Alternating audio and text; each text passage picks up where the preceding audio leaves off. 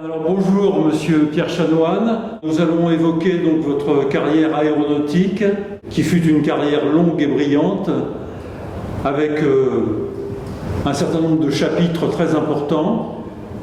La Deuxième Guerre mondiale que vous avez faite au Lafayette, et puis après Air France, là aussi avec beaucoup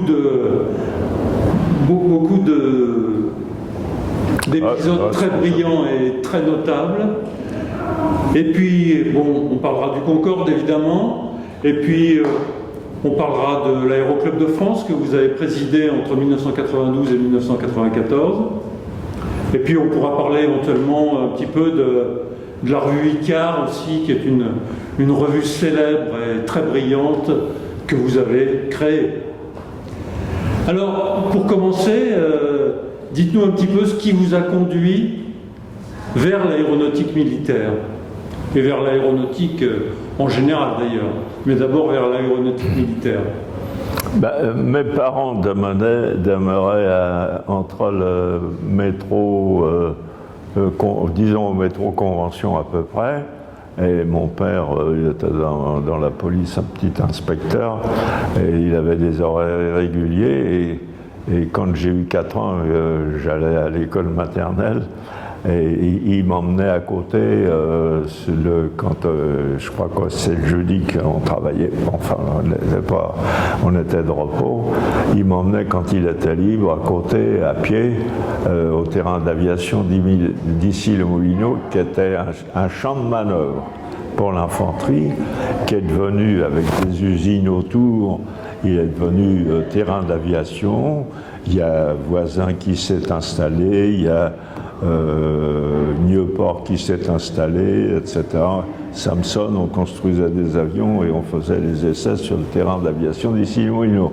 Je regardais tout ça voler, c'était formidable. Quand on a 4 ans, évidemment, on s'émerveille vite, très vite. Et puis à 4 ans, mon grand-père maternel qui vivait avec nous m'a emmené à l'école. Il était content et moi aussi. J'aimais bien mon grand-père, il vivait avec nous. Voilà l'histoire de ma jeunesse. Puis après, on a été à Issy-les-Moulineaux. Alors bon, c'était un peu mieux, on était moins mal logés. Et puis là, j'ai sorti de l'école maternelle, je devais avoir 6 ou 7 ans, et je me suis révélé comme un élève, un très bon élève, faut le dire. Il y a eu le certificat d'études, avec ou sans mention, c'était la même chose. On était place Voltaire à Issy-les-Moulineaux, qui est devenue la place Corentin-Selton, peu importe. Et puis à 3 kilomètres de là, il y avait l'école supérieure. Ça devenait un peu plus compliqué pour y aller, etc. Alors j'ai sauté l'école supérieure, c'est bien. J'ai été admis, bon, à Pâques j'étais dans les clous, et puis j'ai terminé l'année très bien, et comme je l'avais terminé très bien, j'ai voulu, il y avait après les cours complémentaires, 3 années de cours complémentaires après le cours supérieur.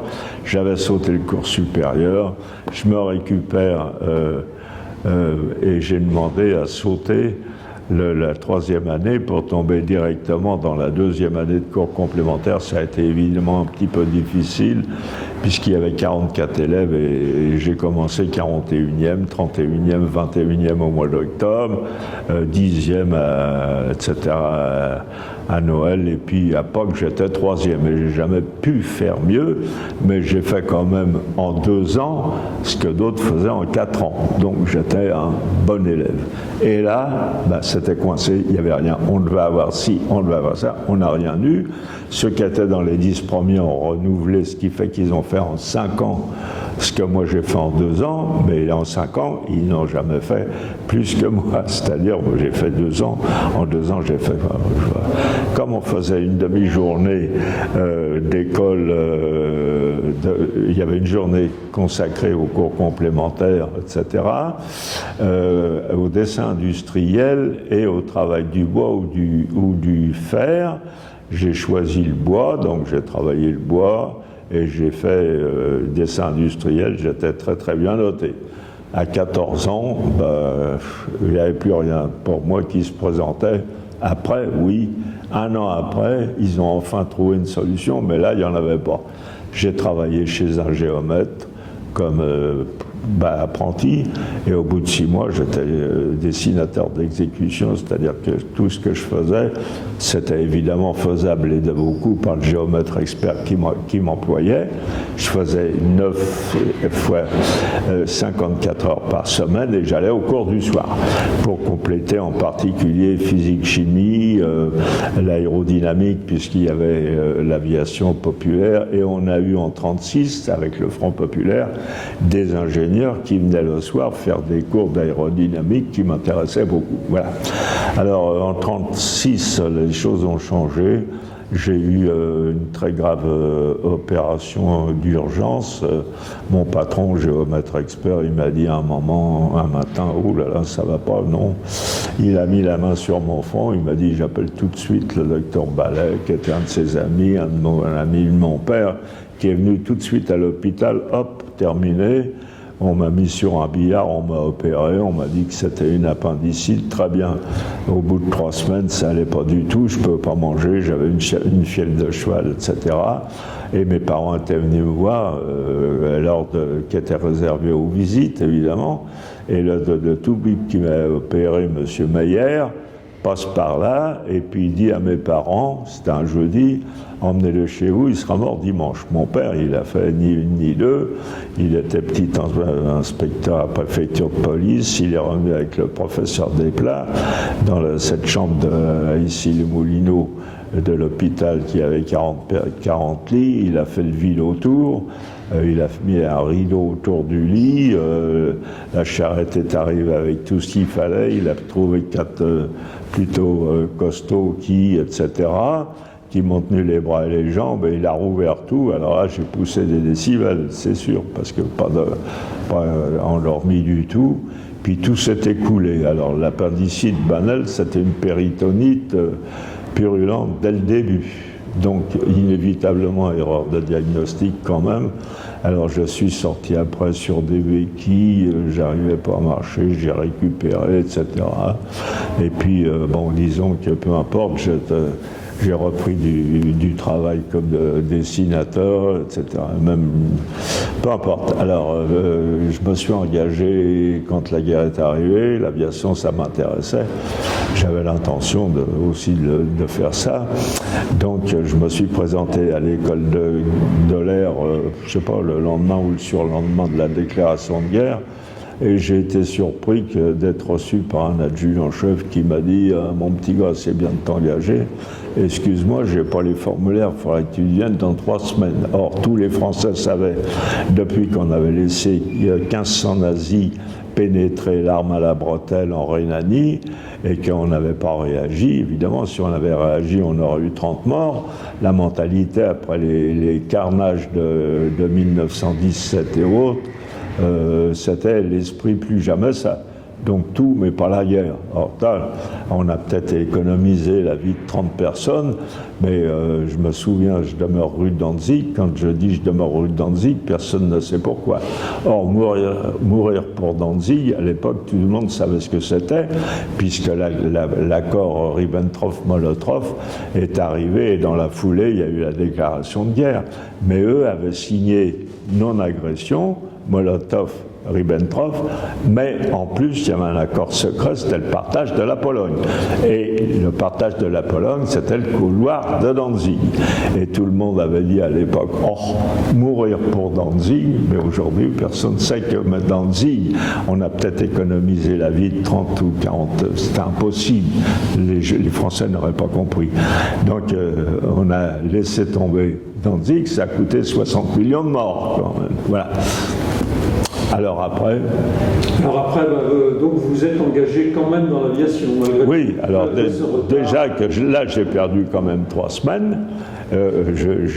Bon, il a fallu après que j'arrive à convaincre mon père, qui a convaincu ma mère. Bon, tout ça, ils avaient connu 14-18, ils en avaient plein la figure, etc.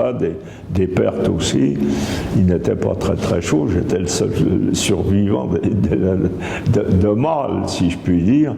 Alors j'ai tout expliqué à ma mère, surtout t'inquiète pas, la guerre, ça va être très court. Il faut 3 ans pour te faire un pilote, donc t'inquiète pas. Je risque rien. Non. En fait, la guerre a duré 6 ans, mais elle n'a jamais su tout ce que j'avais fait, parce que la pauvre, elle n'est jamais montée dans un avion. Bon, voilà. L'histoire, alors, après, j'ai eu droit à la visite d'incorporation. Elle était réglementaire pour tout le monde. Ceux qu'on mobilisait, puisqu'il y a eu la mobilisation générale, il fallait qu'ils passent quand même la visite. Et j'étais boulé, après avoir été reçu 3 sur 18 à Tours, à la visite du PN. Elle était plutôt pointue quand même. Eh bien non, la visite d'incorporation, c'était pas, parce que ça remontait, je sais pas, peut-être à Napoléon. Il fallait que le tour de taille plus le poids, ça fasse pas plus de 30 de différence avec la taille, et j'en avais 31. C'est-à-dire, ou bien j'avais 1 kilo de trop, ou 1 centimètre en moins, peu importe, une bricole. Eh bien, le Toubib n'a pas voulu absolument bouger. Alors, ayant été reçu à la visite du PN, j'étais boulé à la visite je ne pouvais pas être militaire. Ça a duré 1 mois, l'histoire. Mais vous aviez déjà quand même fait la formation aérienne? Ah, rien du tout. Rien du tout. Ah bah non. J'avais été reçu à la visite du PN. Après, il fallait que je sois incorporé dans l'armée de l'air. Mais pour être incorporé dans l'armée de l'air, il fallait que j'ai le certificat du Toubib qui faisait passer cette visite d'incorporation. Eh bien, ça a demandé un. Alors, mon père était bien avec Paul Pinlevé, comme ça, parce qu'il a travaillé ensemble bénévolement, bien sûr. Donc, il a saisi, etc. C'est arrivé au président du Conseil des ministres, puisqu'il n'y a pas de Premier ministre, c'est lui qui a pris la décision, et par piston, j'ai été accepté à la visite d'incorporation, ce qui m'a permis d'être accepté dans l'armée de l'air, d'entrer en école de pilotage, d'apprendre de plus près ce que c'était qu'un avion, mais c'était vraiment très élémentaire, hein, comme on apprenait à piloter comme ça, un coup à gauche, un coup à droite, on met du palonnier, etc. Bon, très bien. Puis après, ça devenait plus sérieux. Et j'étais à Tours pour être plus sérieux. Et puis c'était déjà le 10 mai. Le 10 mai, il y avait eu le coup qui avait réveillé tous les Français, car c'était la drôle de guerre. On faisait rien pendant ce temps-là. Pour un peu, j'avais été champion de Paris de basket. On avait organisé un tournoi international entre pays. Pour un peu, on aurait invité l'Allemagne. J'ai eu le temps de faire et de gagner 2 fois. J'ai quand même été international de basket militaire. Bon. Et puis après, il y a eu le 10 mai. Bon, le bas de combat, là, c'était fini. Tout le monde, personne. Et très vite, Sedan a été prise. Sedan, ça disait quelque chose. Quand on avait interrogé, presque à l'entrée de la guerre, le général Gamelin, qui était commandant en 14-18, on lui avait dit méfiez-vous, les services secrets ont découvert que là on n'en était plus en septembre, mais au mois de mai, ils ont découvert que l'ennemi préparait une trouée par Sedan. Il a répondu jamais l'infanterie ne passera, et il avait raison. Il a été débarqué, bien sûr, parce que monsieur comment s'appelait le général? Il est arrivé avec ses Guderian. Le général Guderian, les Ardennes, ça a été très difficile pour lui, mais il est arrivé avec ses panzers et il a pris Sedan le jour où il avait promis de le faire à Hitler, et ça comportait le début de tout ce qui a été décidé après. C'était écrit dans Mein Kampf, mon combat d'Hitler. Il y a eu l'Anschluss, il y a eu les Sudètes, il y a eu Munich, etc. Tout était réglé. Bon, mais on n'a pas voulu intervenir pour la Rhénanie, etc. Mais on n'a peut-être pas voulu intervenir pour la Rhénanie. On a fait une économie, d'accord, ça a quand même coûté 60 millions de morts, au moins, parce que les pertes russes, on ne les a jamais connues. Voilà. Alors ça, c'était en juin 40. J'ai refusé de me faire démobiliser. J'étais envisagé, c'était cuit. Bon, j'ai essayé une première nuit. Il y avait un Léo 45 avec mon bidon de masque anti-gaz. Ben, j'ai enlevé le masque et puis j'ai fait des purges entre un Léo 45 qui était là. Une fois que l'eau avait coulé, ben après c'était l'essence. Bon, j'ai pu faire quelques allers-retours avec un avion que je savais capable d'aller en Angleterre, c'est ce que je souhaitais. Et la deuxième nuit, je me suis fait piquer par la ronde de nuit. J'ai été mis en tôle. À 8 heures, j'ai été présenté au commandant. C'était pas de la désertion. Je lui ai dit que c'était pour faire un tour. Il n'a pas été dupe. Il a été très compréhensif. Il a fait démonter toutes les hélices de tous les avions. J'étais pas assez bon nageur. Qu'est-ce que j'ai fait?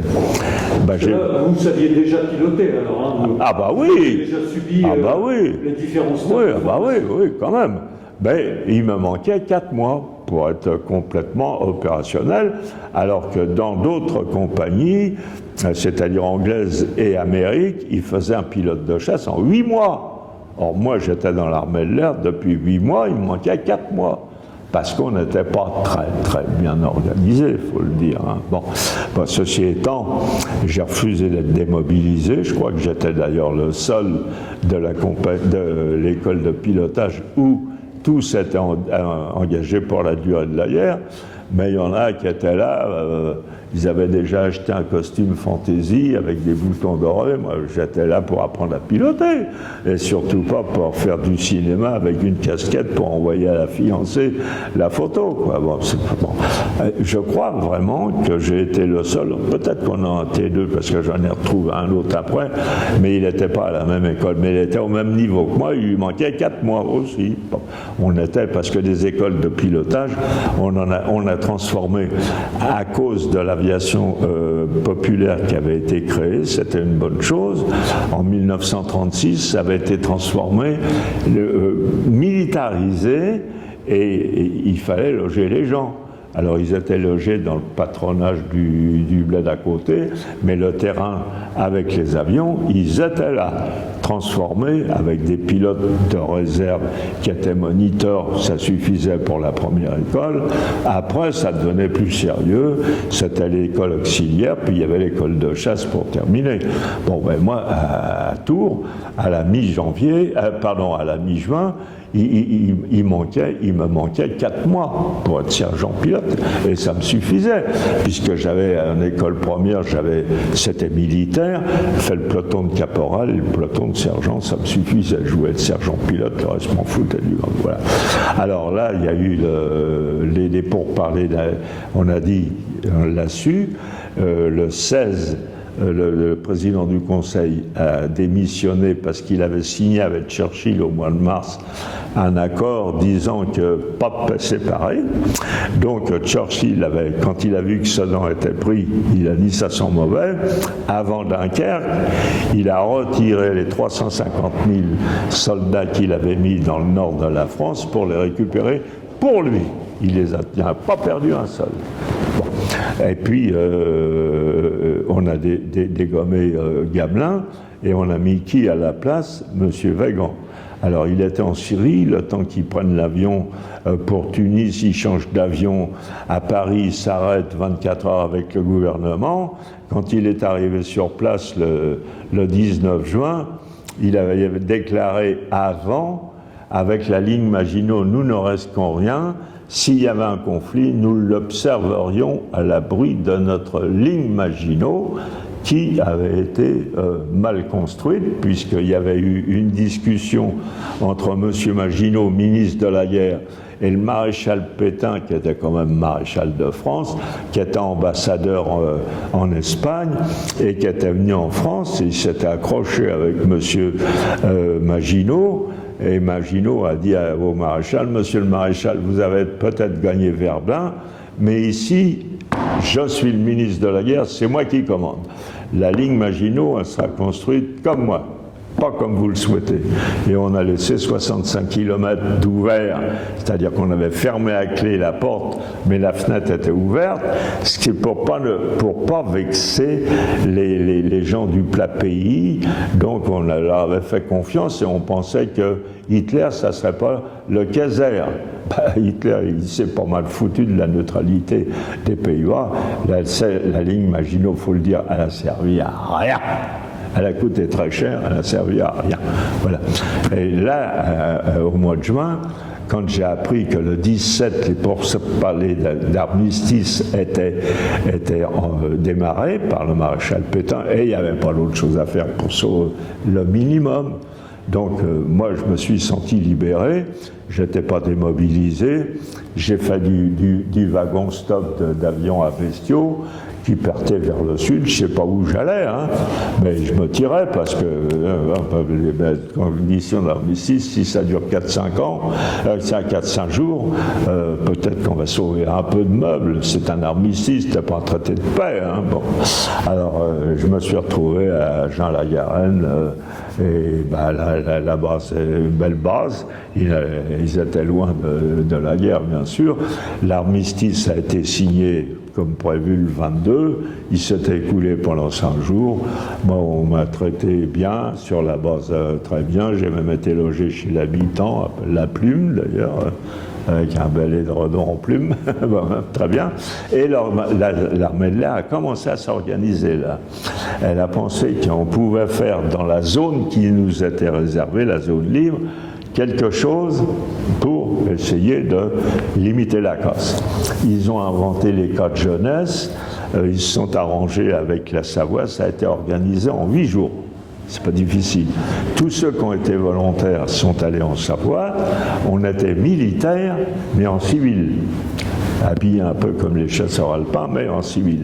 Moi, j'y suis resté 5 mois, on a travaillé avec les eaux et forêts, on a appris à faire du ski aussi, on se débrouillait, on était 20 dans une cabane, il y en avait une petite chambre, une petite pièce pour l'officier, il fallait qu'il y ait un officier, et à côté il y en avait 20, 4 x 5 ça fait 20, des planches en bas pour 2, un peu plus haut pour 2, 5 x 4, dans 25 mètres, on logeait les 20.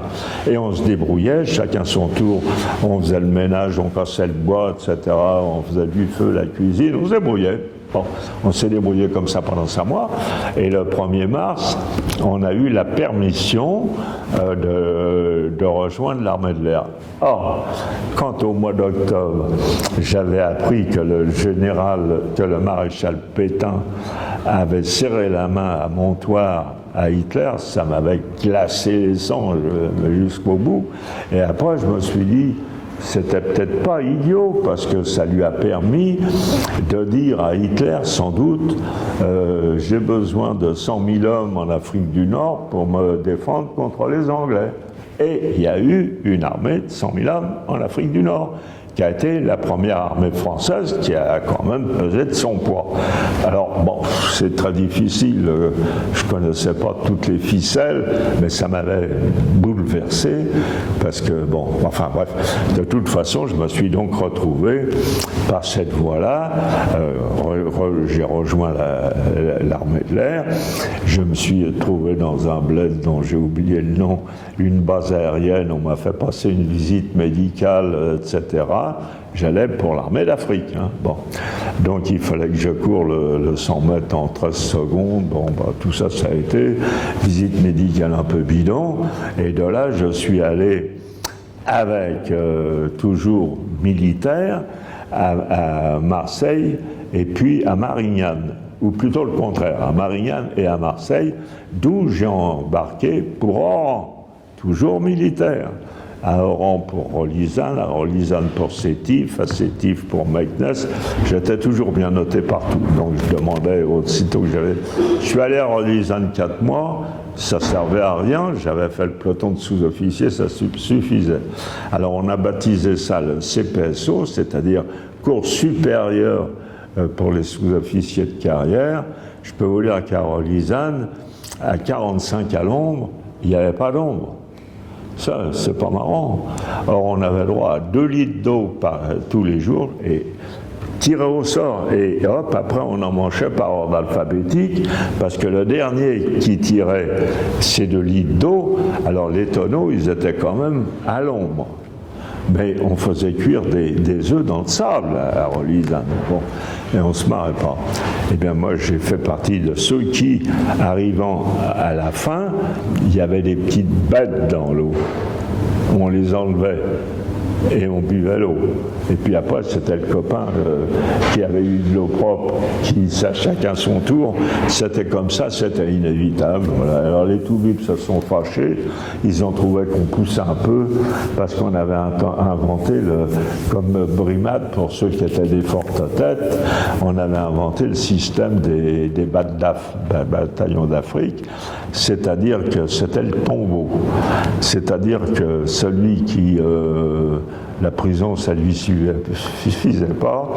On le mettait sur un lit de cailloux, avec un chapeau anticolonial quand même, et puis il avait, je crois qu'il avait un verre d'eau. Il avait quand même de l'eau.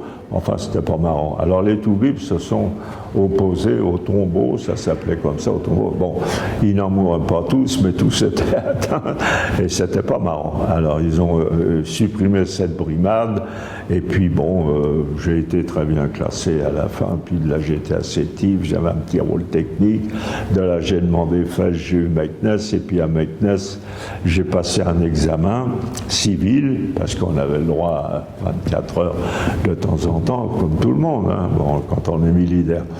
Et puis j'ai passé 2 examens, j'ai été reçu aux 2, dont en particulier les affaires indigènes, où j'ai été très très bien reçu. Bon, je me suis libéré de l'armée, je suis devenu civil, parce que traverser la frontière du Maroc espagnol et puis après Gibraltar, étant militaire, j'étais déserteur, donc je l'ai fait étant civil. Mais j'étais là depuis quelques semaines et j'avais déjà repéré par où je passerais pour traverser. Après, j'avais un autre problème étant en Espagne, mais j'avais un petit bouquin, j'avais appris l'arabe dialectal, parce que des arabes, il y en a pas, suffisamment pour pouvoir me débrouiller, qu'on ne me dise pas d'où il vient celui-là, c'est un Parisien, ou etc. Bon, pour donner mon chemin.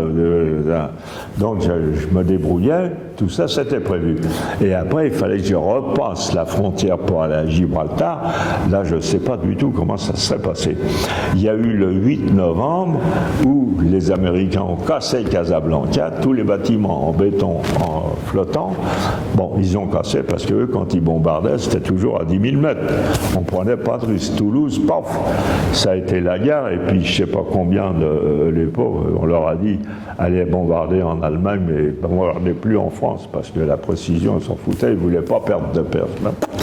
Bon, donc la situation étant la suivante, il y a eu ce 8 novembre, et 3 jours après, le cessez-le-feu.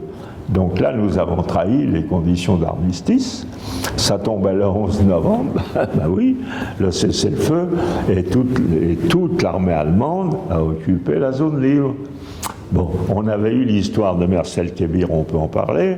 Marcel Kébir, on a dit, ah, les Anglais, c'est pas vrai, c'est l'amiral Jean Soule, alors qu'on avait signé 10 jours avant l'armistice, c'est les amiraux de l'amiral anglais qui lui ont dit on ne peut pas envoyer un tel ultimatum aux amiraux français qui, il y a 10 jours, étaient nos alliés.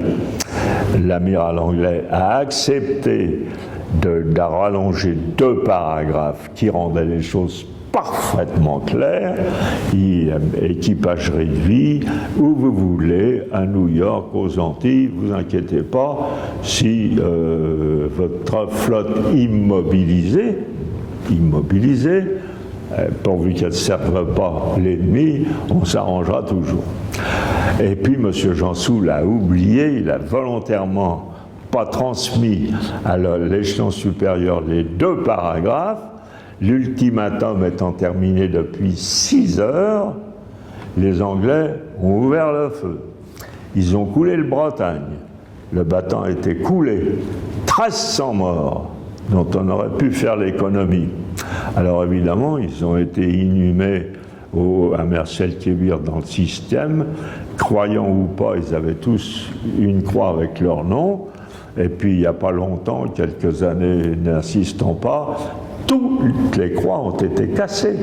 Il y a pourtant un cimetière musulman à Marseille, jamais les chrétiens se sont permis de détériorer les tombes.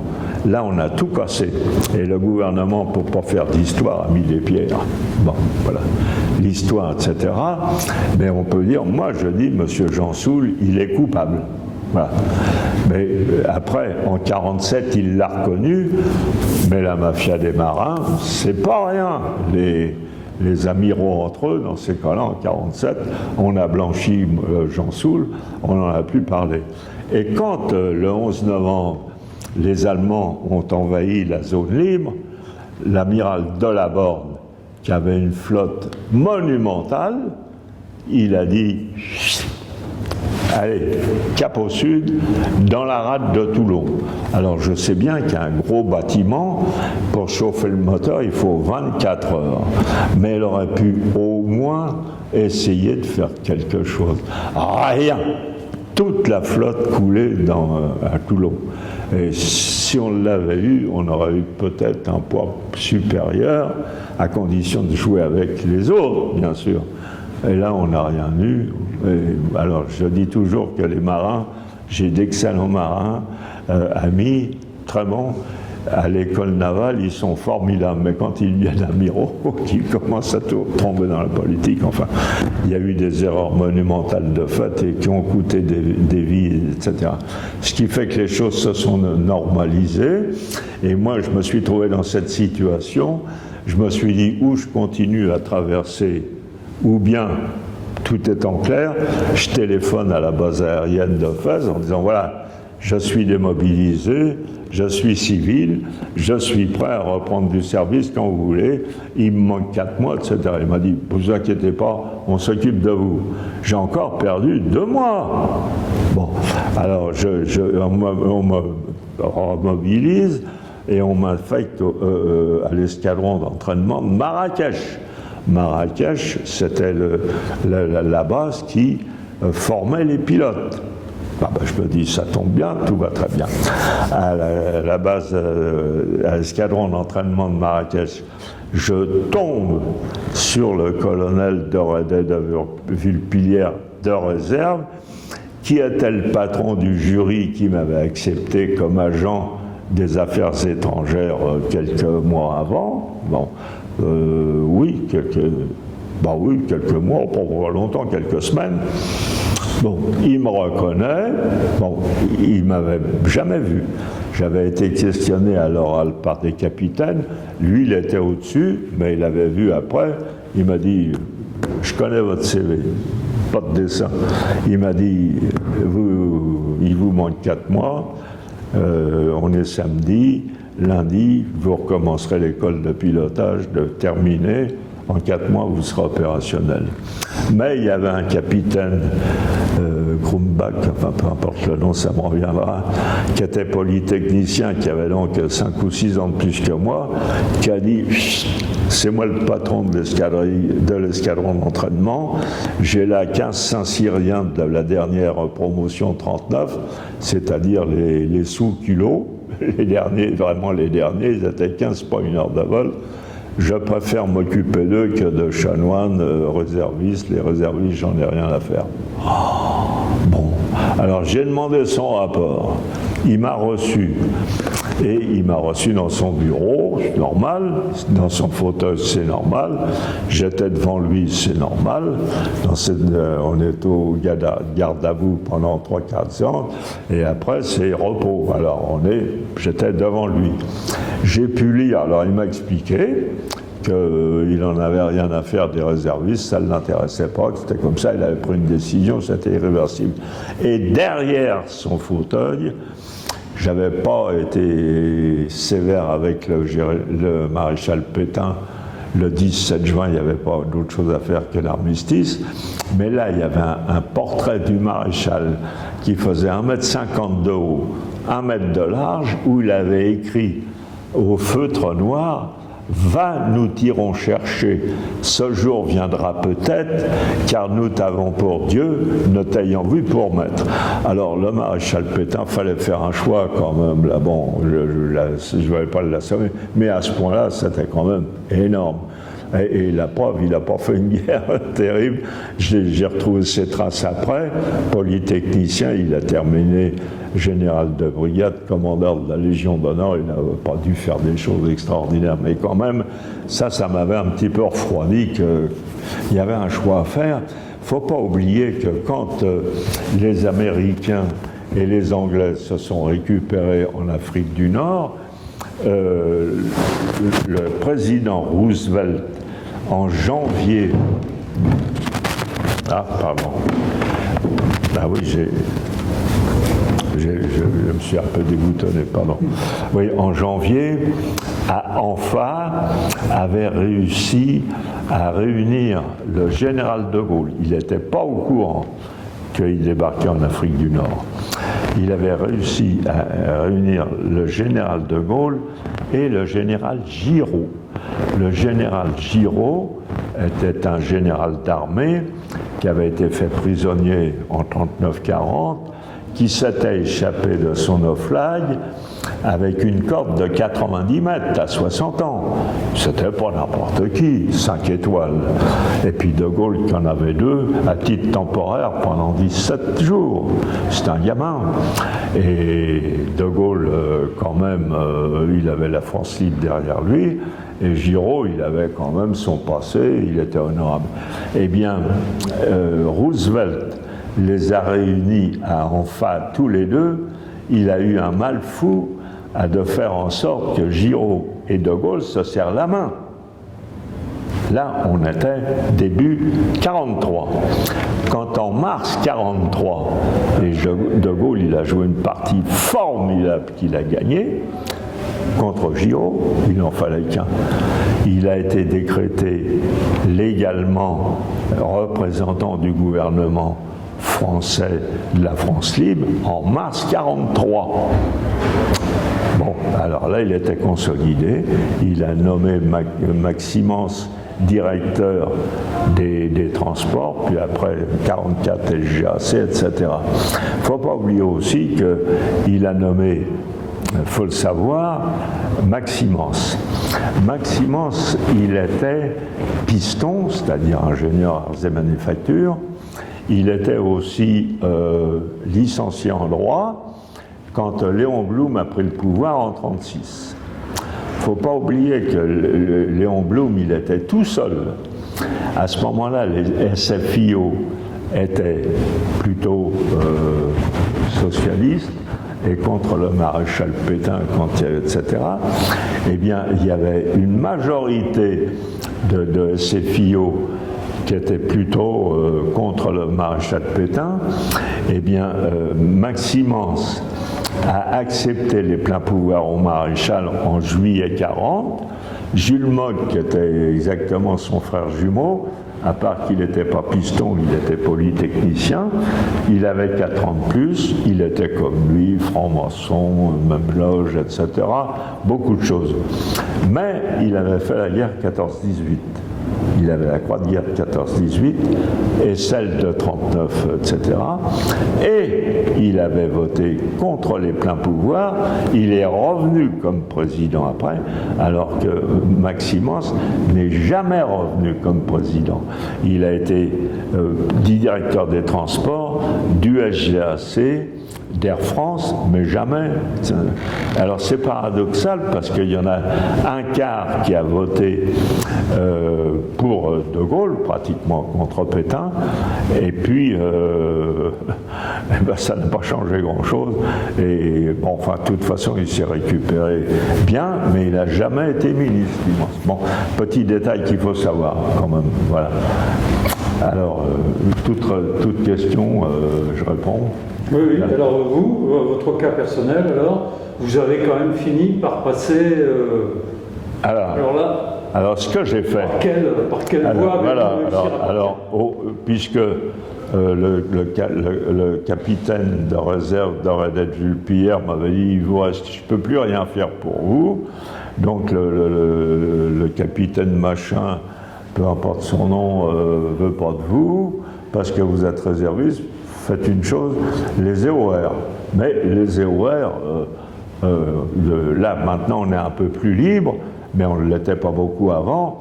Donc on avait une base à Casablanca, une à Alger, mais bon, c'est pas suffisant. Donc il faut qu'on trouve 80 ayant quand même le bagage pour présenter les EOR, qu'on ne fasse pas des EOR pour rien. Donc j'ai attendu encore quelques mois. Quand on a été le plein, on a été 84 parce qu'au dernier moment, il y en a 3 ou 4 qui se sont présentés. Bon, bah tant pis, 4 de plus. Et puis au concours final, j'étais le 3e sur 84. Bon, j'aurais pu être le premier parce que les 2 premiers, c'était des licenciés en sciences. C'est-à-dire que c'était des sursitaires. Ils avaient eu le droit de poursuivre leurs études et à un moment, il fallait qu'ils donnent leur service militaire. Mais il y avait une épreuve sportive. Moi, je m'en foutais de l'épreuve sportive. Là, il n'y avait pas de problème de ce côté-là. Je jouais au ping-pong, j'avais des réflexes terribles, international militaire de basket, très bien. Bon, donc pas de problème pour moi. Tandis que le major numéro 1, il avait 15 kilos de trop au moins, donc il n'a pas pris le départ. Donc il a eu 0. Quant au deuxième, il a fait 300 mètres, il était essoufflé, il a eu 0. Normalement, les notes, elles comptaient. En comptant les 0, j'aurais été le premier. J'aurais dit non, charrions pas, je veux quand même me présenter et puis dire que je suis devant. Non, c'est pas possible. Je me suis tout contenté d'être 3e. Bon, 3e aux EOR, c'était quand même pas mal. Bon, et j'ai été là, je peux dire favorisé, mais le capitaine en question, il n'était plus pour rien là. Bon, parce qu'à Charles. Et puis j'ai été désigné pour aller. C'était la panacée, à Norfolk en Virginie, faire mon école finale. Et j'ai fait l'école finale en Virginie, à Norfolk, et j'ai été très, très, très bien noté. Il ne faut pas oublier que tous les cours étaient quand même en anglais, qu'on avait avec nous des Polonais, des machins, des ça, et puis des Français. Il fallait quand même s'en sortir. Ben, je suis sorti en tête, à tout point de vue. Ben, je mettais dans la cible remorquée, parce qu'il y avait un avion qui tirait une cible, et puis clac, clac. Ben oui, il y a des gars qui avaient été sélectionnés pour la chasse, c'était les meilleurs. Ben, il y en a un qui a quand même mis une balle dans le parachute du gars qui tirait la cible. Ouais, ben oui, c'est pas facile. Mais encore que, alors moi je mettais 19 sur 100. Klosterman dans son école, en Klosterman quand même, il en mettait 20. Donc j'étais très bien noté avec 19 balles que je mettais. Il ne faut pas oublier que mettre des balles dans la cible, quand c'est en vraie grandeur, elle ne fait pas un demi-tonneau, puis hop, puis vous la retrouvez 10 secondes après derrière. Et bing, ça vient. Bon, là non, il n'y avait pas de risque de ce côté-là. Bon, ben voilà. Alors, j'ai été très très bien noté. J'arrive en Afrique du Nord, alors, toujours la même chose. Bon, 7 ou 10 jours de bateau pour arriver.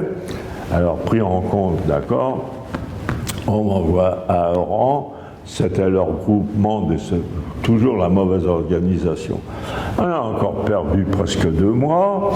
Alors, bah oui, mais attendez, bougez pas. Pour l'instant, on n'a rien pour vous. Toutes les escadrilles sont plus complètes, machin. Bah, là, oh. Alors, puis après, qu'est-ce qu'il y a eu? Ah, bah tenez, allez là. Alors là, on a eu une chambre de colonel avec le lieutenant Guillaume comme moi. On partage la piole, on nous donne une chambre de colonel. Fallait attendre. À minuit, il fallait prendre les descentes de lit, dormir dessus, puis secouer par la fenêtre. La chambre de colonel, il y avait des punaises partout. Bon, enfin, comme ça a duré 2-3 jours. Puis après, on ne pouvait pas embarquer parce que ceci, parce que cela. On avait une cantine d'officiers, c'était trop lourd. On a perdu Puis non, mais c'est emmerdant, c'est-à-dire, et on arrive à rejoindre l'escadrille. Alors l'escadrille, partant de Casablanca, elle servait le maréchal, là, c'est sûr, hein, quand il y a eu l'attaque des Américains. Ils avaient des P-36.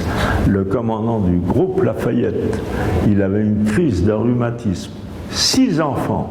il s'est fait porter, comme moi, dans l'avion, il a commandé le CP-36, il en est mort. Il s'est fait descendre. Bon, moi j'étais... C'était qui? Hein? C'était qui? Qui c'était? Oui. C'était un capitaine... Oui, je ne me rappelle plus de son nom. Un capitaine de l'école de l'air, il commandait l'escadrille de P-36 parce que nous on avait le P-52 qui ressemblait au P-36, mais le Pursuit 56 c'était un bel avion de chasse, mais pour 39-40 déjà ça va vite. Hein. Après on a eu le P-40 dans l'escadrille et le P-47 qui était une merveille. Ah oui, quand même. Le P-47, vous aviez volé dessus en école hier. En école, non? En Amérique, vous aviez volé sur P-47? Ah oui. Le P-47, les hélices faisaient 4 mètres. Il y avait 18 cylindres. Bon, il y avait 2 tonnes. Il faut voir la puissance. Il y avait plus de 2 tonnes de 2200 chevaux de puissance. On avait 8 mitrailleuses de 12-7. On avait la possibilité d'avoir 2 bombes de 500 kg, plus sous le ventre. Ça avait été rajouté. On avait une possibilité d'autonomie d'essence ou d'une bombe de 200 kg. On avait tout ça, c'est que ça faisait du bruit, hein, quand même. Bah oui, bon. Et on a été équipé d'abord de P-40, qui avait le même défaut que le Davoutine 520, qui était une belle merveille, on en avait un. L'ennui en France, avant-guerre, on avait le P-32, on avait le Potes 63, on avait le Davoutine 520, on avait des tas d'usines partout, on avait des avions magnifiques. Les Américains, les Anglais, ils s'emmerdaient pas. Il y avait une, pof, et puis c'est tout. Ben oui, mais on s'est quand même battu, il faut le savoir, dans la campagne de France, à 1 contre 5, l'armée de l'air. Et elle a infligé 5 fois plus de pertes qu'elle n'en a reçues. On a critiqué l'armée de l'air. Il y a une chose, c'est que à l'infanterie, on n'avait pas appris quels étaient les avions français et les avions allemands. C'est invraisemblable, des trucs pareils. Moi, encore, quand il voyait un avion, il tirait dessus. Et moi, j'ai eu un copain qui a été de camp de Gaulle. On est resté amis, peu importe, il est resté dans l'armée. Il a fini colonel à côté de Gaulle. Et il m'a écrit 80 pages d'attestation. Je lui ai dit arrête tout ça parce que. Et De Gaulle, il était l'invité de Gaulle. C'est-à-dire que les présidents de la République, tous ont 3 attachés: l'air, la marine et puis l'infanterie. Et lui, comme il avait perdu une jambe, hein, bon, il s'était pris une rafale, c'était 10 jours avant lui, mais 45 ans. Bon, bah oui, mais on était toujours en guerre. Eh bien, il a pris sa ceinture, il s'est fait un garrot, il a pu se poser rejoindre nos lignes, on lui a coupé la jambe tout de suite. Et puis après, il s'est fait faire, parce que son père était tout bib, connaissait bien le chirurgien, les choses, la guerre étant finie, il s'est fait réopérer sa jambe et ça a très bien marché.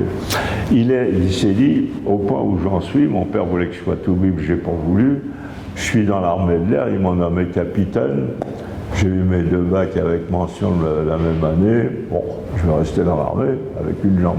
Il est resté dans l'armée. Alors ils l'ont mis instructeur de l'école de l'air, les avions nouveaux, c'était pas difficile, il avait une bricole, mais il invitait la femme du major de l'air, il était à Cognac, première école de l'armée de l'air. Bon. Et puis il invitait l'épouse du major, et pendant qu'il invitait l'épouse du major, il se débrouillait, il avait une prothèse provisoire qui se dévissait. Et il perdait sa prothèse. Et c'est un truc en bois, machin. Alors, devant la danseuse, il remettait avec, oh, il disait, excusez-moi, je me suis trompé de sens. Il avait mis exprès, c'était marrant d'ailleurs. Hein. Bon, enfin, voilà. Et puis après, il a compris que autant prendre deux hélicos. Et c'est là que j'ai été aussi volontaire pour aller faire un séjour en Algérie, parce que je trouvais que vraiment, on était en dessous de tout.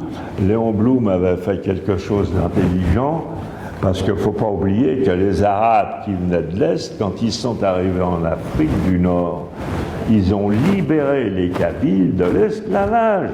Ils étaient les esclaves des Arabes depuis 3 siècles. Et les Kabyles, les Français, etc. Pourquoi les Kabyles, ils ont été tout de suite volontaires avec les Français? Parce qu'ils étaient reconnaissants. Et il faut dire aussi que Bugeaud, il a liquidé tout ce que faisaient les Arabes, ils venaient de l'Est, hein, il ne faut pas oublier. Tout ce que faisaient les Arabes, le piratage en Méditerranée, il a balayé tout ça. Là, il n'a pas fait tout ce qu'il aurait pu faire, peut-être la phase suivante, peut-être mieux les intégrer. Et on les a perdus, les Kabyles, un peu les Berbères. Les Berbères, c'est un petit peu moins. Mais quand même, il ne faut pas oublier que Bugeaud, il était caporal à Austerlitz. Hein. Il était général, il a été maréchal de France. Mais quand il a mis un pied dans le sud de la Méditerranée, puisqu'il a commencé comme ça, il avait la chaussure guettrée de noir, et son adjoint général la même chose. D'où pied noir, hein. Faut pas croire que c'est la couleur de la peau, pas du tout, rien à voir. C'était la couleur de la guêtre qui coiffait la chaussure, faut le savoir. Voilà. C'est tout. Alors j'ai trouvé que vraiment on s'y était pris comme des cons, et Léon Blum avait fait une chose intelligente, malheureusement, il était tout seul. Il a été obligé, il avait le choix, ou bien tout le monde se mettait en grève, ou bien il faisait la loi de 40 heures. Il a fait la loi de 40 heures. C'était pas un cadeau, hein, parce qu'à côté, ils étaient partis comme nous de 48 ou 50 heures, ils avaient augmenté rive droit du Rhin, et nous, on diminuait. Eux, ils faisaient des armes, et nous, on faisait les auberges de la jeunesse, on louait des tandems pour les vacances. C'est bien. Mais il avait fait une chose avec Violette, qui avait été préfet. Il avait décidé que 50 000 Arabes, parce que pour les Arabes, pour les autochtones, il y avait une possibilité de faire des études quand même. Bon, on leur a fait des hôpitaux, on a transformé les marécages il y avait des fruits, tout le monde le reconnaît, tout ça. Hein, bon. Puis il y a eu des ports, il y a eu des aéroports, il y avait des chemins de fer, il y avait des hôpitaux. Bon. Mais par contre, liberté, oui, fraternité, oui, mais l'égalité, on ne peut pas dire. Parce que dans l'armée française, la première armée, les pieds noirs, quand ils avaient la Légion d'honneur, ils touchaient, c'était des vieux francs. 1000 francs, la merde, hein, bon. Mais celui qui était autochtone, il touchait, pour la Légion d'honneur, il avait fait la même chose, il touchait 500 francs. Je trouvais ça ridicule, vraiment. On aurait pu faire un peu d'égalité. Bon, bah, c'est pas ça. Alors on ne l'a pas fait, et moi j'ai voulu mettre les pieds dans le plat, et puis comme j'avais, après 8 ans de SNPL et 8 ans de mariage, j'en avais marre, et j'ai demandé à aller. Ils m'ont proposé d'être le numéro 1 du personnel navigant. J'ai dit non merci, j'ai une femme et des enfants, je m'en vais n'importe où, le plus loin possible. On avait un secteur à Brazza, un secteur à Saïgon, un secteur à Madagascar, et on venait d'avoir un secteur à Brazzaville, parce que de Dakar, ils avaient des Ju 52, ils avaient 37 escales. Alors on a coupé un peu en créant et ils m'ont demandé d'être le patron du personnel navigant quand on l'a créé. Mais un an après, j'ai fait le SNPL. Bon, donc j'avais refusé. Et quand j'ai eu fini, que tout était en règle au bout de 8 ans, ils m'ont proposé d'être le numéro 1 du PN. J'ai dit non, je m'en vais à Brazzaville le plus loin possible, j'ai une femme et des enfants, très bien. Puis ça s'est mal passé au retour, accident, voilà. Mais j'étais quand même un petit peu en travers du gosier avec tout ce qui se passait en Algérie. Alors sur mon mois de congé colonial, je leur ai dit, je prends quelques jours, je veux voir ce qui se passe sur place, je vais y aller. Alors je débarque à Oran, une semaine, je m'étais accordé. Ça c'était plus tard, alors là on est passé là, de la Deuxième Guerre à plus tard, là. Ce que vous nous racontez là c'est... Du cimetière. Bien postérieur là. Hein, alors on était à l'escadrille Lafayette. Non, j'ai été 3 ans à Brazzaville, après 8 ans de SNPL. Non, mais on en était à l'escadrille Lafayette, hein, quand vous étiez au Lafayette. C'est là dont on est parti. Oh bah attendez, l'histoire du Lafayette, c'est fini pour moi. Après, j'ai été à Air France, bien sûr. Oui, d'accord. Je vous ai parlé de Chartillon, non? On n'a pas fini encore tout l'épisode de la Deuxième Guerre mondiale. Là. Vous avez fait une digression. Ah bah si vous voulez, on peut y revenir. Non, moi, oui. Non, mais on reviendra à Air France après, mais on va finir d'abord la guerre. Quand même. Si vous voulez, on peut rester à l'escadrille. Oui. Alors je vais vous citer 3-4 exemples pour vous montrer que je ne raconte pas d'histoire, que cet abruti qui était au-dessus de moi, je ne le nommerai pas parce qu'il est mort il y a 3 ans, mais plus con, on ne pouvait pas trouver. Bon, je vous dis, on se faisait arroser par les Messerschmitt, pof. Et puis ça va vite, hein, la radio, il ne faut pas dire « Ah, gna gna, qu'est-ce qui se passe ?» Il faut y aller, là. Hein. Puis le dispositif, il est de 12. Alors il était, il n'a jamais été chef de dispositif, moi non plus. J'ai été chef de patrouille de l'accompagnement parce que jamais, comme j'étais réserviste, roturier, j'aurais jamais été, même si j'en avais été capable, chef de dispositif de 12. Il y avait une ségrégation quand même. Bon. Alors, une des missions, j'en avais une vingtaine, on devait à 4 surplomber 8 P-47 dessous qui mitraillaient les péniches sur le Rhin. On était basé toujours pour soutenir la première armée française. On était parti de Alto en 1943 en Corse, puis on était arrivé à Ambérieu, mais toujours en retard, bien sûr, un peu sur la première armée, mais on était là pour la soutenir. Donc on était parti d'Ambérieu à 12 et on avait une mission, mais comme je vous l'ai dit, on avait une possibilité sous le ventre d'avoir une autonomie supplémentaire avec le Bellitank. On avait une autonomie qui nous faisait plus de 4 heures de vol. Bon, on faisait quand même maxi 600 km/h. Bon, enfin, mettons, même au régime économique, on pouvait aller mitrailler les péniches du Rhin. Et ça aidait bien la première armée. Donc il y a 8 mitrailleuses qui s'occupaient des péniches du Rhin, et nous on n'était pas 4 mais 3, parce qu'au démarrage, il ne faut pas croire, les mécaniciens, ils avaient 3 avions à entretenir. Et il y en a un qui n'a pas pu, sur sa batterie, il n'y avait pas autre chose, démarrer. Donc on est parti à 3. Et quand on a entendu Vergeautrin, ça voulait qu'ils étaient derrière. Or, on était à 3 au lieu de 4.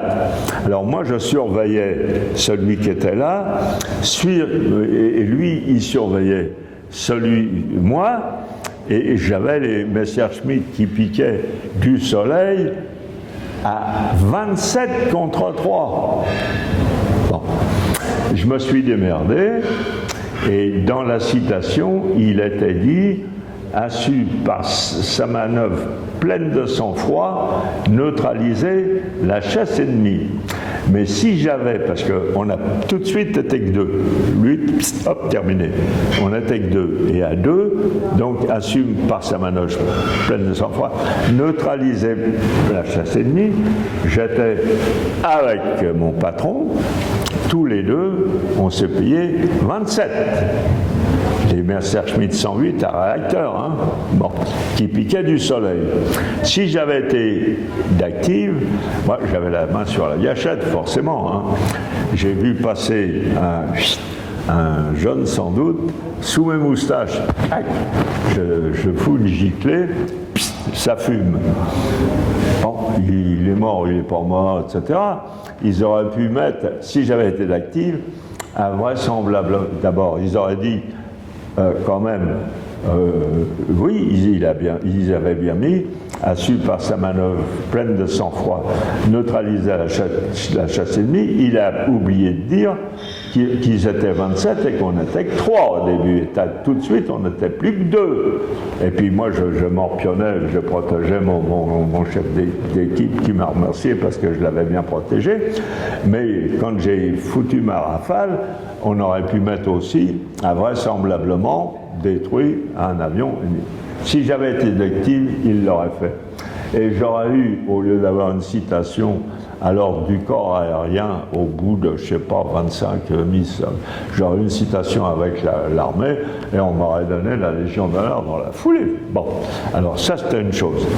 Deuxièmement, on était basé à ce moment-là à Luxeuil, parce qu'on avançait au fur et à mesure que la première armée avançait, bien sûr.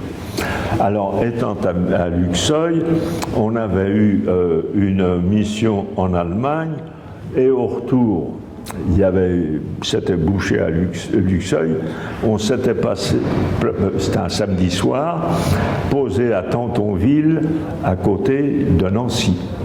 Chez les Américains, ils avaient une escadre de P-47, on est arrivé là comme les cheveux sur la soupe. Bon, c'était samedi soir. Le samedi, c'est sacré. Alors, on s'est aperçu qu'ils étaient dans un château. L'essence du P-47, ça servait de faire du feu. Ils étaient installés comme des papes. Nous, on brûlait peu importe. Mais ce qui était plus grave, on a quand même dîné au mess, tout ça, ils n'ont pas pu nous foutre à la porte, ils ont été obligés de nous héberger. Mais ils avaient pris leur GMC, ils étaient allés faire la retape avec des paquets de cigarettes, j'invente rien, du chocolat, en ville. Et ils disaient aux filles, vous voulez des cigarettes? Ah, vive les Américains. Si vous voulez, bah, venez chez nous à Tantonville, allez, on vous invite, machin, c'était la grande noce. Et à minuit, il n'y avait plus de GMC. Bon, alors, j'étais avec Pierre de Lachenal. Pierre de Lachenal, il était lieutenant, Saint-Cyrien, mais de la bonne promotion. Il commandait les canards. Les canards, c'était les cigognes. Pour les Sioux, c'était de la merde. Toutes les particules étaient chez les Sioux. Pour des pauvres cons comme moi.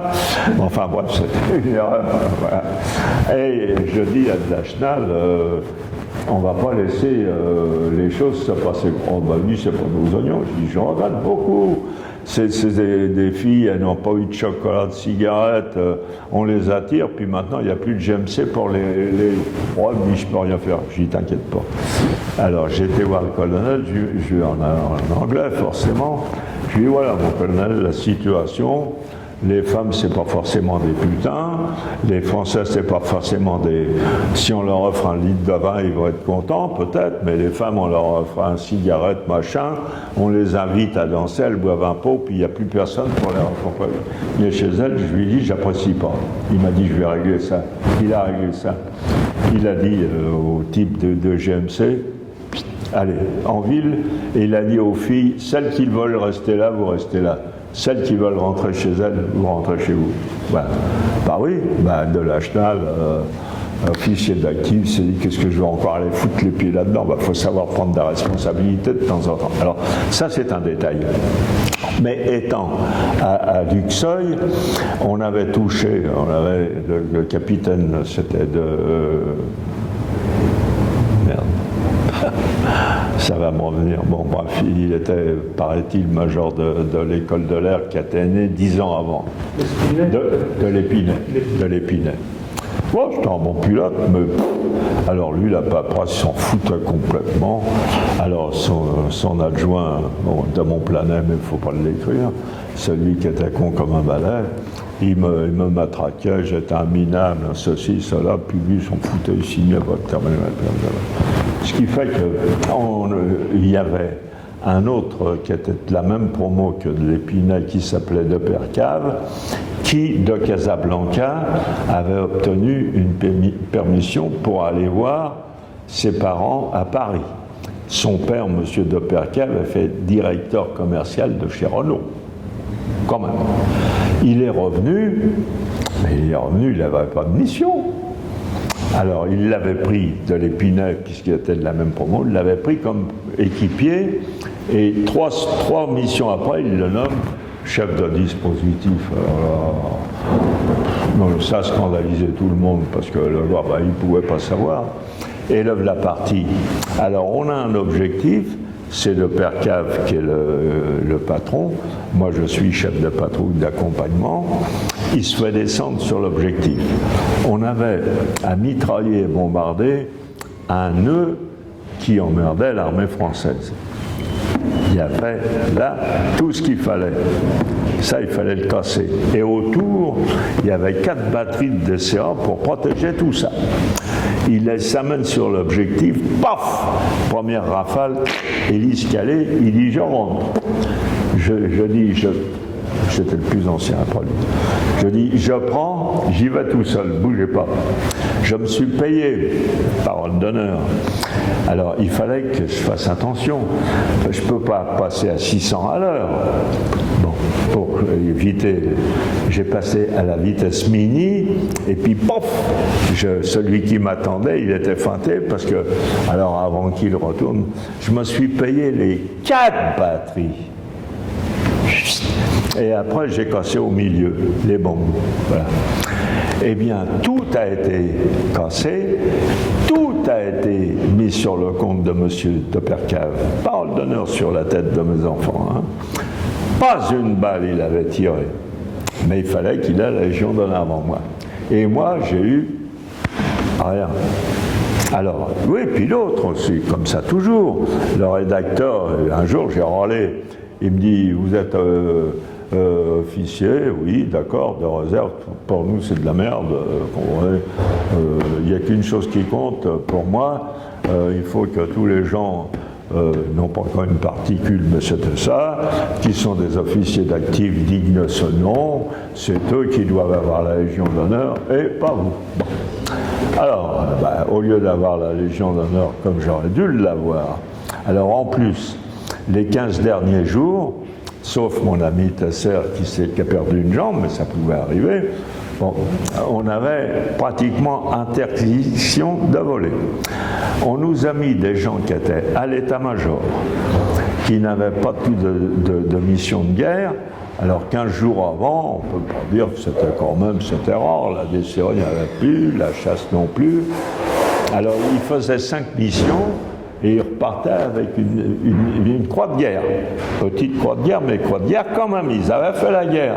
Et pendant ce temps-là, nous, celles qui étaient, je ne dis pas de tourpeau, mais un peu moins dangereuses qu'avant, on ne les faisait pas.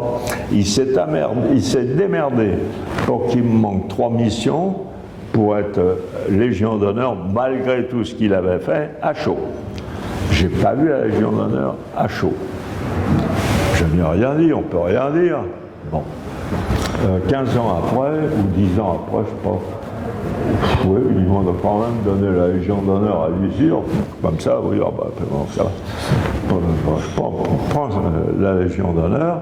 Et puis, j'avais un copain, un bon copain, qui, lui, était pas dans le même groupe, mais je m'en étais fait un copain après. Bon, peu importe, quand j'étais directeur des opérations aériennes, j'ai essayé d'arranger les bidons entre l'armée de l'air et Air France, tout ça, qui avait une mission gros.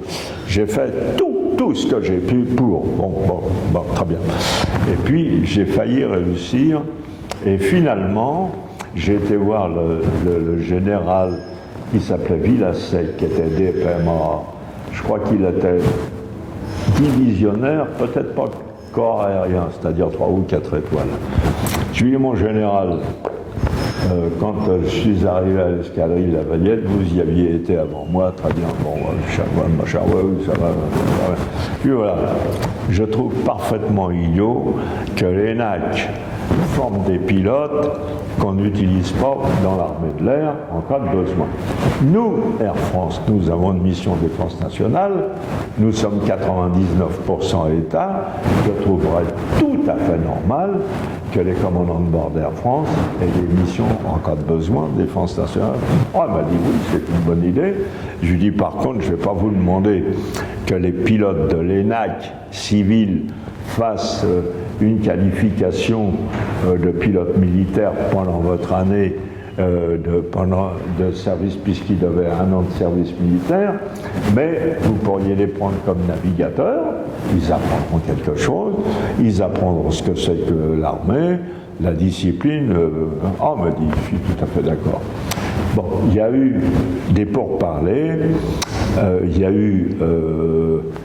ça n'a pas capoté parce qu'on dérangeait les messieurs qui étaient en place, les polytechniciens, ça les dérangeait. Bon, j'ai dit, je vais prendre au général Villasec, je lui dis, ouais, gardez ça pour vous. Je vais me faire engueuler, je m'en fous. Je prends l'initiative.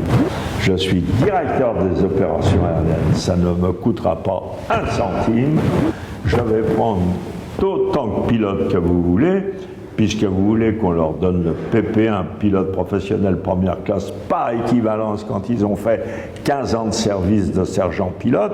Un sergent-pilote, il ne sait pas forcément naviguer, etc. Vous me les donnez et je m'en démerde. Ils m'en donnent 69. 68 au bout de 4 mois ont eu le PP1 par examen. Bon, et là j'ai dit à mon directeur général, je n'ai pas voulu vous les ranger, parce que je vous connais, si je vous avais posé le problème, vous m'avez dit on va faire une réunion avec les 3 directions c'était à la moitié de l'effectif d'Air France, le matériel, le transport, c'était le PNC, les escales, et moi j'étais le personnel navigant technique.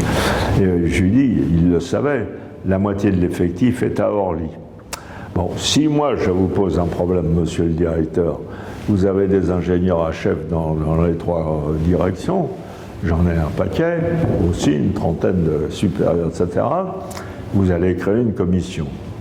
La commission, il y a tout le monde qui est là. Ah, vous, alors que, moi, monsieur le directeur général, je suis là, ingénieur en chef, ceci, on peut le prendre. Bon, alors on le note. À la fin, on fait un tri, on fait une commission. Au bout de 3 semaines, le patron président de cette commission dépose son rapport. Ah!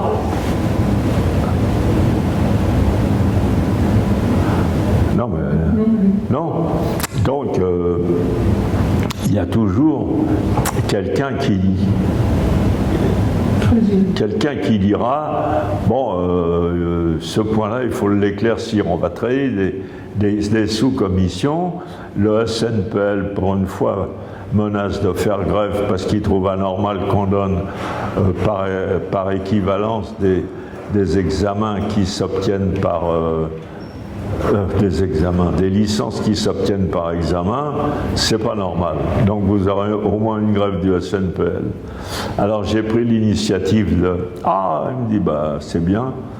Je lui dis « Je vous rappelle que ça n'a rien coûté parce que les 68 stagiaires, je les plaçais dans un groupe qui était...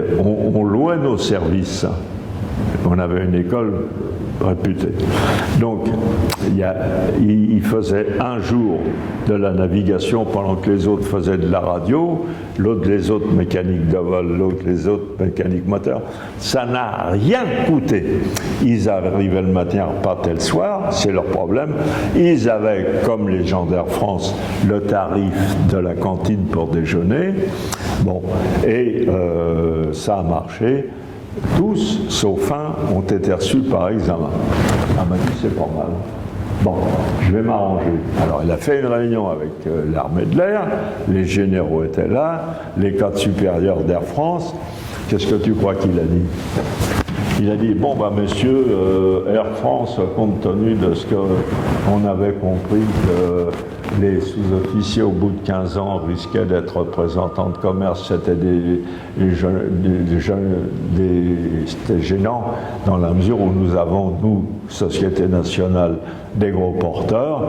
Quand vous demandez le remplacement de vos, je sais pas quoi, ils ont gardé 35 ans et 30 passagers. Nous, on offre 400 sièges, transport de troupes, transport d'armes, etc.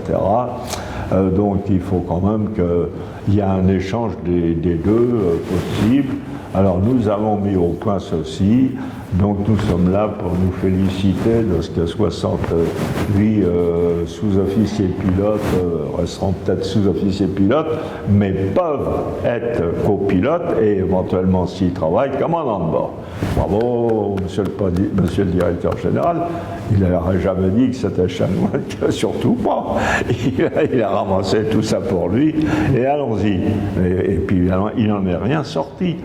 Parce qu'à la suite de quoi, puisqu'il y avait l'accord entre l'armée de l'air et la direction générale d'Air France, moi j'ai dit à mon directeur général une note, j'ai été absorbé comme président de l'Aéroclub, pas comme membre d'abord, et puis comme administrateur de l'Aéroclub de France, sur la recommandation de Pierre Klosterman, qui est quand même connu, de Bernard Dupérier, aussi connu, tous les deux ingénieurs, tous les deux compagnons de la Libération, etc. C'est eux qui m'ont pistonné pour que je sois membre de l'Aéroclub de France. On ne rentre pas comme ça. Bon. Donc, à ce titre, j'ai quand même eu des relations, j'ai fait des choses intéressantes aussi. Je ne vais pas tout dire. Et je lui dis, il me semble que, les connaissant bien, on devrait à la tête. Alors maintenant, on va créer, si vous le permettez, un groupe, vous appellerez ça comme vous voulez, mais je voudrais qu'à la tête, on mette soit Dupérier, soit Klosterman, ils ont une formation d'ingénieur, ils peuvent diriger quand même, ils sont chefs d'entreprise, etc. Alors elle m'a dit, c'est une bonne idée. Qu'est-ce que tu crois qu'ils ont mis? Ils ont pris un ingénieur général, Girardot. Alors on m'avait collé le directeur général adjoint scientifique, l'avant-culotte polytechnique, qui s'était balancé à super-héros, il ne connaissait rien. Alors quand il ouvre la bouche, c'était pour dire une connerie. Bon, moi je débattais mon problème, je représentais Air France avec lui, mais c'est moi qui me battais. Puis finalement j'ai dérangé M. Girardot, au bout d'ingénieur général, au bout de 3 réunions, il a décidé qu'il n'y aurait plus de réunions et l'affaire est tombée dans le sac. Alors quand il y a eu la guerre du Golfe, on s'est aperçu que 80% des commandants de bord n'avaient pas fait de service militaire et on avait une mission défense nationale. Alors qu'est-ce qu'il a fait, M. Mitterrand? Je me suis porté volontaire. J'avais 69 ans, moi en 2 heures de simulateur, j'en prenais du 747 et j'y allais transporter des sulfateuses ou je m'en foutais. Non, M. Mitterrand a dit pas de volontaire et pas de contingent. C'est une affaire, bon, ça a duré 1 semaine. Il a donné à Fleury, qui était chef d'état-major des armées, il l'a fait grand croix de la Légion d'honneur.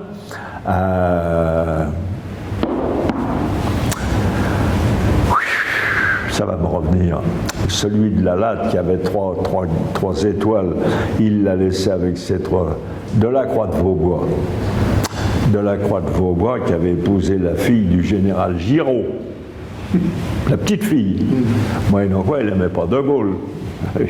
Moyennant quoi, il était lieutenant en Algérie, mais pas gaulliste. Mais là, il était patron de la Latte avec 3 étoiles, je le connaissais bien. Il l'a fait grand officier de la Légion d'honneur. Le 3e, c'était... Bon, les marins, ils n'ont pas eu grand-chose. Alors. Et il y avait l'infanterie. L'infanterie, il y a eu 3 morts parce qu'ils n'ont pas pris de précautions. Ils sont rentrés dans une maison comme ça, la guerre étant terminée, ça avait duré 1 semaine, ils avaient piégé des bombes. Alors on a eu 5 ou 6 morts. Au patron de la foutue commandeur du grade au-dessus dans la Légion d'honneur, c'est tout. Enfin tout ça c'est pas sérieux, c'est tout. Alors ça c'est l'escadrille.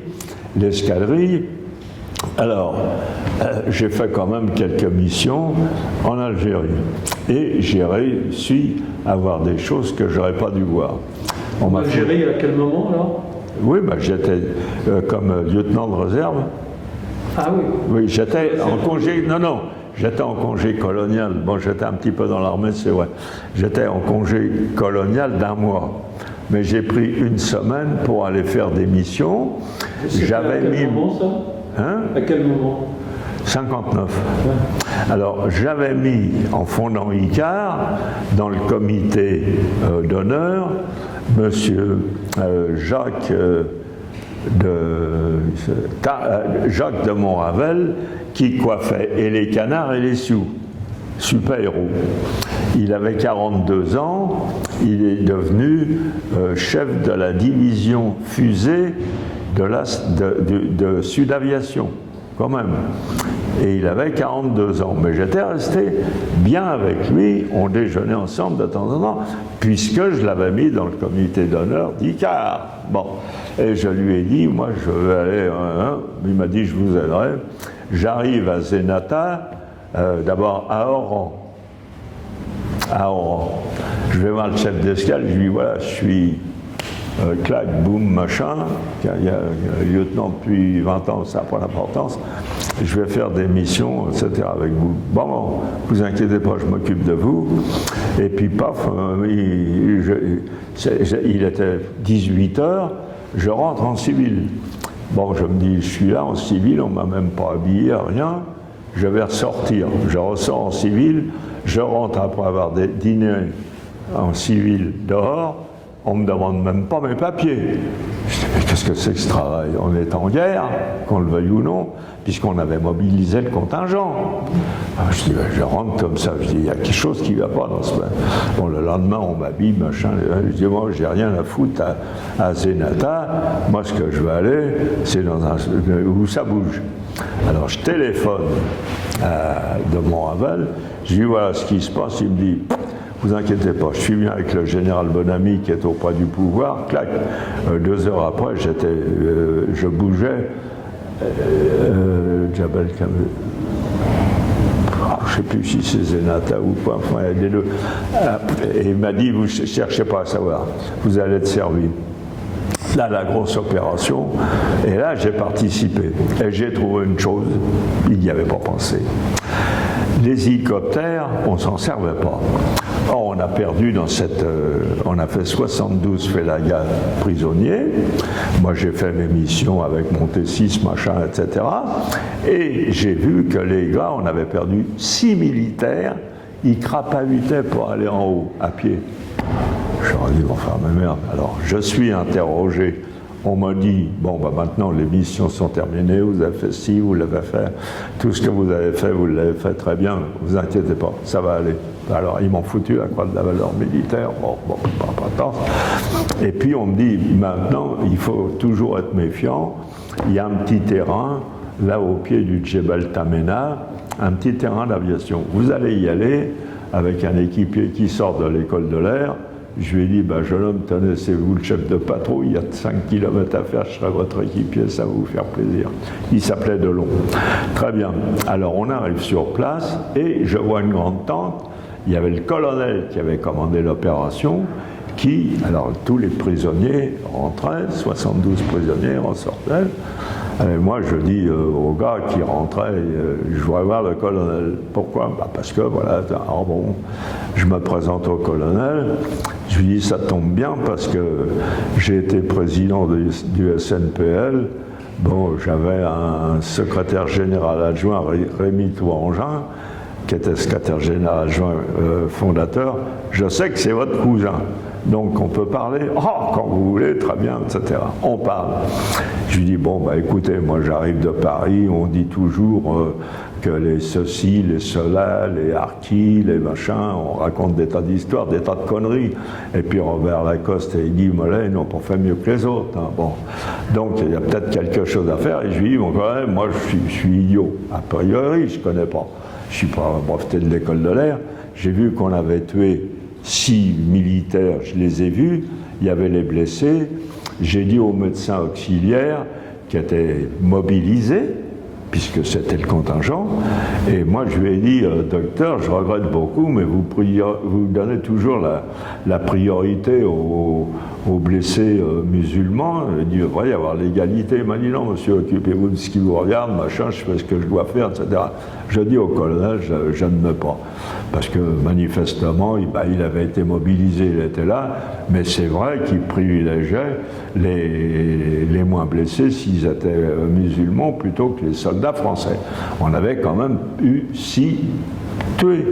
Et je dis au colonel, il me semble que, avec les moyens que vous avez, vous, que moi je n'ai pas, ces 6 qui ont été fusillés quand ils crapahutaient pour monter en haut, etc., si on les avait déposés avec un hélicoptère, ça ne serait peut-être pas arrivé.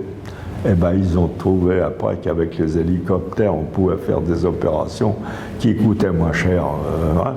Mais j'ai quand même dit une chose, parce que, et ça je l'avais vu, je lui dis on rentre chez vous comme dans un moulin. J'aurais pu avoir des boules dans les poches. J'arrive en civil, on me laisse passer, on me demande même pas la rue. Ah oh, mais alors là, il paraît que ça a bougé. Parce que les gens, il se passe rien en Algérie, ben oui.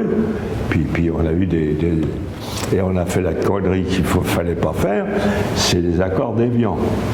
Il ne faut pas oublier que Napoléon, à Ligny, le 14 juin, il avait gagné. Il avait gagné comment? Il avait réussi à Lignières à le couper de ses arrières. Une armée sans ses arrières, les munitions, la bouffe, elle ne peut pas travailler. Il arrive à couper de ses arrières, il confie le problème à Grouchy. Grouchy, il voit, il y a un général allemand qui l'a fourvoyé, il s'est trompé. Quand il s'est trompé, il s'en est aperçu au bout de 24 heures, il a fait demi-tour. C'était trop tard, parce qu'il avait libéré Lignières, et Napoléon tout seul, alors que le 14, il avait gagné en coupant Lignières de ses arrières, il pouvait se coltiner, c'est ce qu'il espérait, Wellington, et puis Grouchy qui serait arrivé, mais pas ensemble. Là, il avait Grouchy. Or là, sans Grouchy, il s'est coltiné les deux, Wellington, et puis, je viens de le citer, Blücher. Eh ben, il a perdu. Et Évian, c'était la même chose. On avait réussi à couper, à fermer la frontière de Tunisie et la frontière du Maroc. Donc, militairement, ils étaient cuits. Ils pouvaient être ravitaillés par les sous-marins. C'est autre chose. Bon, moyennant quoi, qu'est-ce qu'on a fait? On prend 2 cons, on les nomme plénipotentiaires. Monsieur... Il y avait Coste, je sais pas, bon, enfin 2 cons, et puis Buron, bon, Buron des burettes, comme disait, peu importe, qui ont négocié, enfin, c'est invraisemblable, on désarme les harkis, on désarme l'armée française, et allons-y, on a tué le lendemain, c'est le lendemain qu'ils se sont réveillés, ceux qui avaient signé. Bon, oh merde, les noms m'échappent. Celui qui avait signé, il a été fusillé pour les Français. Enfin, l'autre, ils l'ont balancé, ils l'ont fusillé. Ils ont appelé Ben Bella et puis Boumedienne, qui eux, ils se sont dit, nous accordez bien l'eau. Allez hop, ils sont postés tout le monde à la casserole, d'un côté comme de l'autre. Ça a été une hécatombe. Moi, j'ai jamais compris les accords d'Évian.